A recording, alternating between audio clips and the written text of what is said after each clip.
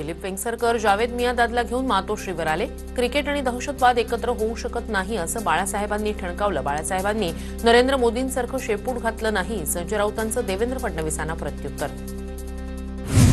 उद्धव ठाकरेंनी पतपेढीच्या निवडणुकीचा विचार करावा। पंतप्रधान पद त्यांच्यासाठी दूरची गोष्ट आहे।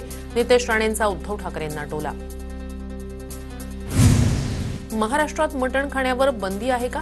कुणी काय खावं हे तुम्ही ठरवू शकत नाही। फडणवीस सोडून काय खातात आम्हाला माहित नाही का? फडणवीस शाकाहारी आहेत का? मांसाहारावरून संजय राऊतांचा फडणवीसांवर निशाणा। संजय राऊतांनी शेण खाल्लंय का? फडणवीसांबद्दल बोलताना यापुढे तोंड सांभाळून बोला, अन्यथा जशास तसा भाषेत उत्तर देऊ। भाजपच्या नवनाथ बन यांचं राऊतांना प्रत्युत्तर। भाजपसोबत गेलेल्यांची भ्रष्टाचाराची फाईल गायब। ठाकरेंच्या शिवसेनेचे आमदार भास्कर जाधव यांचा सरकारवर निशाणा। सुप्रिया सुळेंनी दुसऱ्या धर्माबाबत बोलण्याची हिंमत दाखवावी। त्यांना फक्त आमच्या देवाबद्दलच बोलायचंय। नितेश राणेंचा सुप्रिया सुळेंवर निशाणा। खासदार सुप्रिया सुळे यांच्यासारखं सत्य बोलण्याचं धाडस मुख्यमंत्री उपमुख्यमंत्र्यांनी दाखवलं तर 1001 रुपये बक्षीस देणार। राष्ट्रवादी काँग्रेस पवार गटाचे प्रवक्ते विकास लवांडे यांचं आव्हान। शाहू फुले आंबेडकरांचं नाव घेणं आता बंद करावं। सुनेत्रा पवार यांनी आरएसएसच्या कार्यक्रमाला हजेरी लावल्यावरून जयंत पाटलांची टीका। शाहू फुले आंबेडकरांचं नाव घेणारे कुणी त्या दिशेनं जात नाहीत। जयंत पाटील यांची टीका।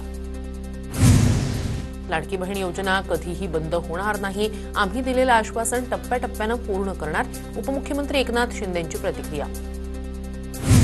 लाडक्या बहिणींना पैसे वाटून मत चोरी केली। लाडक्या बहिणींना पैसे वाटून मत चोरी करणं हा गुन्हा। संजय राऊत यांची सरकारवर टीका। कितीही रोखलं तरी मराठ्यांनी मुंबईत गणपती बाप्पा घेऊन जायचं। मराठ्यांना मुंबईत येऊ न देण्यासाठी षडयंत्र सुरू। मनोज जरांगे यांचा आरोप। मुंबईतील आंदोलनावर मनोज जरांगे ठाम। लेकरांसाठी आरक्षण मागत आहोत, विनाकारण डिवचू नका। सत्ता बदलत असते हे लक्षात ठेवा। मनोज जरांगेंचा सत्ताधाऱ्यांना इशारा। मराठा समाजाला सरकारनं 10% आरक्षण दिलंय तरीही लोकशाही मार्गानं कुणी आंदोलन करत असेल तर त्यांच्याही मागण्या समजून घेऊ। जरांगेंच्या आंदोलनावर मुख्यमंत्र्यांची प्रतिक्रिया। मनोज जरांगेंच्या बैठकीला खासदार बजरंग सोनवणेंची हजेरी। स्टेजच्या खाली बसून खासदार सोनवणे यांचा बैठकीत सहभाग। मराठा समाज ओबीसी प्रवर्गात येऊ शकत नाही, मात्र तसा कोणी प्रयत्न केल्यास ओबीसी समाज आवाज उठवल्याशिवाय राहणार नाही। छगन भुजबळ यांचा जरांगेंना इशारा। आरक्षणाचा तुकडा कुणीही पाडू शकत नाही। दादागिरी, झुंडशाही आणि शिव्या देऊन आरक्षण घेता येत नाही। मनोज जरांगेंच्या वक्तव्यावर लक्ष्मण हाकेंचं प्रत्युत्तर। जरांगेंच्या मागण्या पूर्ण करण्यासाठी शासन सकारात्मक। मराठा आरक्षण उपसमितीचे सदस्य दादा भुसे यांची प्रतिक्रिया। समितीच्या माध्यमातून सर्वांना न्याय देण्याचा प्रयत्न होणार। 27 तारखेला जरांगे पाटलांच्या मुंबई रॅलीच्या पार्श्वभूमीवर छत्रपती संभाजीनगर जिल्ह्यातील वाहतुकीत बदल। ऑफझेड वाहतूक शहराच्या बाहेरूनच वळवणार। काही चांगले प्रकल्प कोल्हापुरात येत असतील तर त्याला जाणीवपूर्वक विरोध केला जातोय।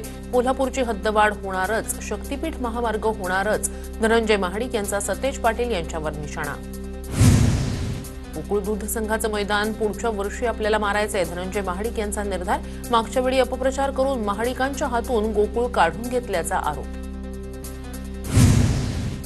लातूरमध्ये गणेशोत्सवाची लगबग। गणेश मूर्तींनी बाजारपेठा सजल्या। डेकोरेशनचं साहित्य घेण्यासाठी नागरिकांची दुकानांमध्ये गर्दी। मुंबईतील मुलुंडच्या सिद्धिविनायकचं थाटामाटात आगमन। भर पावसातही ज्येष्ठांसह चिमुकल्यांमध्ये बाप्पाच्या आगमनाचा उत्साह। झवेर रोड परिसरातील मुलुंडच्या सिद्धिविनायकला यंदा 46 वर्ष पूर्ण। बाप्पाच्या मनमोहक मूर्तीनं सर्वांचं लक्ष वेधलं। 74व्या वर्षी मुंबईतील वरळी पोलीस कॅम्पमधील राजाचं जल्लोषात आगमन। पोलीस अधिकाऱ्यांकडून गणपती बाप्पाचं पूजन। मुंबई उपनगरातील सर्वात मोठा गणपती असलेल्या अंधेरीच्या राजाचं भव्य आगमन। यावर्षी मारुती गणपतीच्या रूपात आहे अंधेरीचा राजा। गिरगावच्या राजाचा प्रथम दर्शन सोहळा उत्साहात। यंदा गणेशोत्सव मंडळात बांबूपासून बनलेल्या वस्तूंचा देखावा साकारण्यात आलाय।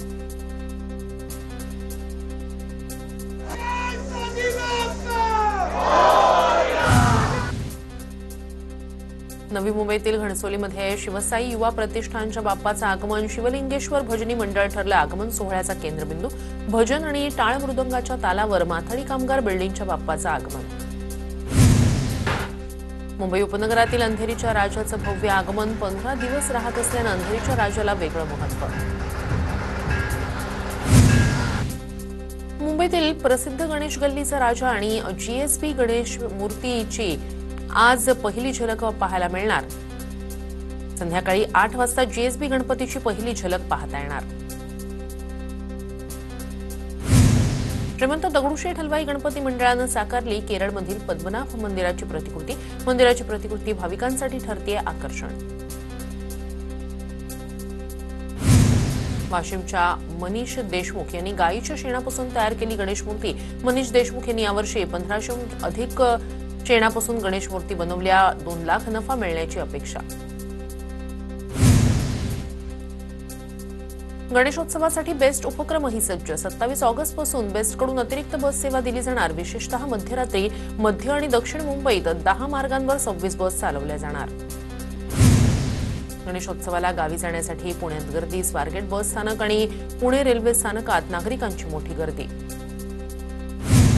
गणेशोत्सवासाठी एसटी महामंडळ सज्ज। मुंबईतील 3 डेपोतून 973 गाड्या कोकणासाठी रवाना होणार, तर मुंबई पनवेल पालघर रायगडमधून 1807 गाड्या रवाना होणार।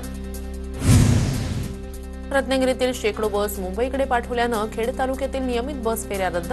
खासगी वाहनधारक दुप्पट तिप्पट भाडं आकारत असल्यानं ग्रामीण भागातील प्रवाशांचे हाल। गणेशोत्सवात गावी जाणाऱ्या भाविकांसाठी मध्य रेल्वेतर्फे विशेष सोय। लोकमान्य टिळक टर्मिनस ते सावंतवाडीसाठी सोडली विशेष रेल्वे। लासलगावमधून कोकणवासियांसाठी 22 जादा एसटी बसेस मुंबई ठाण्यात पाठवल्या। त्यामुळे 122 फेऱ्यांपैकी एसटीच्या 73 फेऱ्या रद्द। लासलगावमधील ग्रामीण भागातील प्रवाशांचे हाल। गणेशोत्सवासाठी मुंबईहून कोकणात जाणाऱ्या भाविकांसाठी विशेष सोय। लोकमान्य टिळक टर्मिनसवरून सावंतवाडीला जाणारी विशेष ट्रेन। गणेशोत्सवासाठी कोकणवासी रत्नागिरीत येण्यास सुरुवात। गणेशोत्सवाच्या 3 दिवस आधीच कोकणात लगबग। गणपतीसाठी कोकण रेल्वे मार्गावर 325हून अधिक फेऱ्या। राजप्रकाश सुर्वे यांच्या माध्यमातून मागाठाणेमधून 100 बस कोकणाकडे रवाना। मागाठाणेहून कोकणात जाण्यासाठी मोठ्या संख्येने गणेश भक्तांची गर्दी। शिवसेना आमदार मुरजी पटेल यांच्याकडून कोकणात जाणाऱ्या गणेश भक्तांसाठी 100 बसची सोय। मंत्री आशिष शेलार यांनी झेंडा दाखवल्यानंतर बसेस अंधेरीतून कोकणाकडे रवाना।